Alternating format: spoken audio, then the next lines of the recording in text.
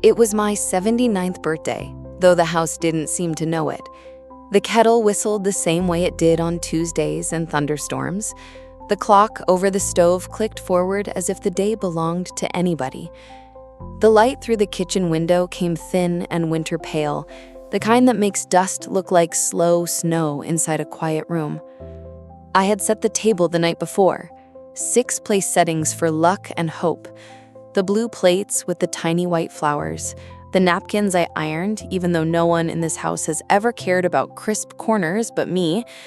I tucked a little poinsettia in a thrifted vase at the center, its red still stubborn and bright. Around it, I laid out name cards I'd cut from old recipe index cards. Jason, Maylene, Ruby, Ben. I set one for Emma, though she lives 3 states away. I kept the last card blank. I thought maybe I'd write me on it, but I never have, not once in all my years of hosting. Tonight, I told myself the empty card could be a surprise guest, the future, or maybe just room for breath. The roast chicken had been marinating since morning, caramelized onions set aside like a secret. I baked my apple pie, the old recipe on a stained note card that knows me better than anyone. The house smelled like butter and cinnamon and courage. I even tied on the pale blue scarf I knitted last winter, the soft one that makes my neck feel held. I wanted to look like someone worth arriving for. At 4:30, I lit a candle on the counter, just one, a small flame with a brave heart. By 5, I had water simmering for green beans. At 5:15, I checked the phone. No texts, only a pharmacy reminder for vitamin D. I set my notebook on the table, as if it were a guest, and wrote the date across the top. Big and certain. January 12. Then, because I've learned the weather of memory will sometimes rain on what matters, I underlined it twice. I told myself they were on their way. There are 100 reasons a family can run late. Traffic, a missing shoe, a last-minute tantrum from a child who's grown too big to tantrum but does it anyway. I checked the clock. 5:30. I turned the chicken down low, let the skin rest, basted with butter like a promise I could keep on my own. When the phone finally buzzed, I jumped so fast I stumbled the chair. It was a group thread. A photo from Maylene, a table somewhere bright and loud, a banner overhead. Happy Ruby. A different birthday. Balloons like water drops caught midair. The caption, last-minute plan change. Team dinner for Ruby's soccer win. Will swung by late, save us some pie, Mom. A line of glittering emojis came after, like confetti I didn't throw. I read it again, slower. Last-minute plan change. The words sat in my chest like a handful of ice. I should have called. I could have said, no, not tonight. But the habit of being gracious is a deep river, and I've been swimming in it so long I don't always feel the current. I typed and erased. Finally, I sent, of course, be safe. I'll leave the porch light on. I put my phone face down, lit another candle, and told myself warmth is a choice. I plated the chicken anyway because food is how I tell the truth when words get shy. By 6, the gravy had congealed at the edges. At 6:30, the green beans lost their color. At 7, the pie cooled into silence. I sat in the chair with the blank name card. It looked like a small white boat in the middle of a Red Sea. At 7:15, the doorbell rang. One single, careful note. For a moment, I thought, they remembered. I stood, straightened the scarf, and opened the door. But it wasn't them. On my porch stood Marisol from 3 houses down, cheeks pink, a wool hat with a palm that bobbed when she breathed. She's 40 if she's a day, a nurse with long steps and a laugh that people in the produce aisle turn to find. She held a box wrapped in brown paper and string. I saw your porch light, she said, tucking a strand of hair back. Baked too many rolls. My mother used to say bread is an apology that tastes better. I thought I'd bring them now before I eat them all. Her eyes slipped past my shoulder toward the table, the 6 plates, the cooling pie, the one candle still doing its quiet job. She didn't say anything unkind. Some people step on tender ground with heavy boots. Marisol takes off her shoes. "Come in," I said, though I don't often invite people into my disappointment. It gets on the furniture. We stood in the kitchen with our elbows touching the island, 2 women listening to the tick of cooling pans. I poured tea, she tore a roll in half, and steam rose like a small hope. "No one's coming?" she asked gently. "They're busy," I answered. And it wasn't a lie. Busy is the blanket word that tucks everything in, even the parts that shiver. Marisol nodded like someone who knows the weight of shift schedules and promises made to 3 places at once. My mother's birthday is in March. Last year, I missed dinner. I told myself I'd bring her breakfast. I did. Eggs at 5 in the morning with a candle stuck in a muffin. She smiled without showing teeth. It wasn't the same. We ate in a small, companionable silence. After a while, she asked, "Do you want me to stay until they come?" She said it as if the answer could be yes without me owing her a speech. "I don't know when that will be, but I have pie. Then I have time." We put 2 slices on plates with the little blue flowers. I used the good forks because why not? Why shouldn't we be nice to ourselves even when no one else remembers to be? The first bite told me what I always forget. I bake like I mean it. "I'm sorry," she said. Suddenly, a hand to her chest like she'd arrived at a confession. "I saw you yesterday at the market buying these apples. I didn't say hello because I was on the phone, and then I told myself I'd swing by today. Then the day ran." She shook her head. "I hate when I do that. Let the day run me." "I do it with years," I said, then wished I hadn't, because I don't usually hand people my years on the first visit. She didn't flinch. "Then we can stop. Tonight." And just like that, in my kitchen, with butter on our lips and January trying to get under the door, we stopped. We ate. We washed 2 plates by hand as if machines are for company and rituals are for healing. When she left, she turned at the doorway. "Text me if you want me to pretend I forgot something and come back." The kind of joke that knows it could also be a plan. When she was gone, I walked back to the table and blew out the candle. The smoke rose in a thin ribbon, the room smelling briefly of birthdays long done right.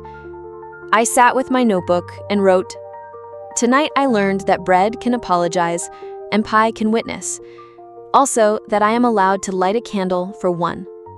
The phone buzzed. "Jason, running late, kids starving, we might skip, rain check?" A string of apologetic faces no one made in real life. I stared long enough to feel the heat leave the cup of tea. I typed, "Understood." I deleted it. I typed, "No." I deleted it too. I typed, "Another time, perhaps." I deleted it too. Instead, I put the phone face down and fetched the box from the top of the pantry, the fireproof one where I keep the things that would make a stranger understand a life. I pulled out the folder labeled, "Hosting." Inside were 100 scraps of friendship, place cards with names I don't say anymore, recipes in other people's handwriting, a photo of a table 10 years ago where every chair was taken, and I was the one standing, pouring water, waiting to sit. I found an envelope I didn't recognize. Inside, a card, Emma's handwriting, messy until it's not. "Grandma, if I could choose any seat in any room, it would be next to you. Thank you for making soup like a lullaby. Love, M." I put the card on the plate with the blank name card, and something inside me stood up. Not my spine, my remembering. I turned out the dining room light and left the kitchen candle burning. I would eat dinner tomorrow at noon, I decided, with Emma. Whether by phone or letter, I would not eat alone again without first inviting the people who see me. In the morning, the house looked smaller, the way rooms do after a night of thinking. I made coffee strong and decided on a ceremony I've never tried. I set a single plate at the head of the table and wrote me on the blank card. It felt like standing where I've always told others to sit. The poinsettia had tipped its head. I turned it toward the light. I dialed Emma. She picked up on the second ring, breath in a rush. "Grandma, did I miss the time? I was just about to call. I remembered your birthday from the photo on my phone, you in that blue scarf with the candles." Her words tumbled and then got careful. "How was dinner?" There are lies that keep the peace, and there are truths that make it real. "It was quiet," I said, "but I had excellent company." "You?" she asked. "Me." She went soft the way good listeners do. "Happy birthday," she said. "Tell me everything you ate." So I did. She hummed approval as if my seasoning could be heard through the line. "I can come next weekend," she added. "We'll do a redo that's better than the first do." "That would be lovely," I said, and my kitchen felt larger again. After the call, I wrote a letter. Not the kind that burns, but the kind that clears the air before you breathe it.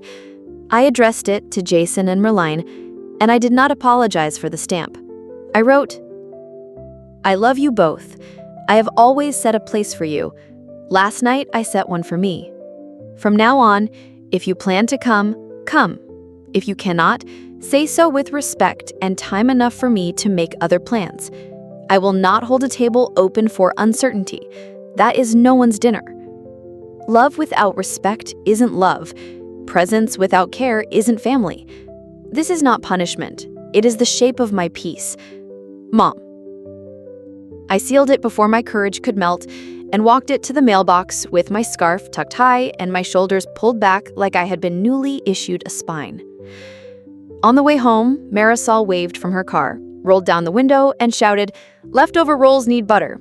Do you have butter?" I laughed and nodded, and that was an invitation neither of us would pretend we didn't mean.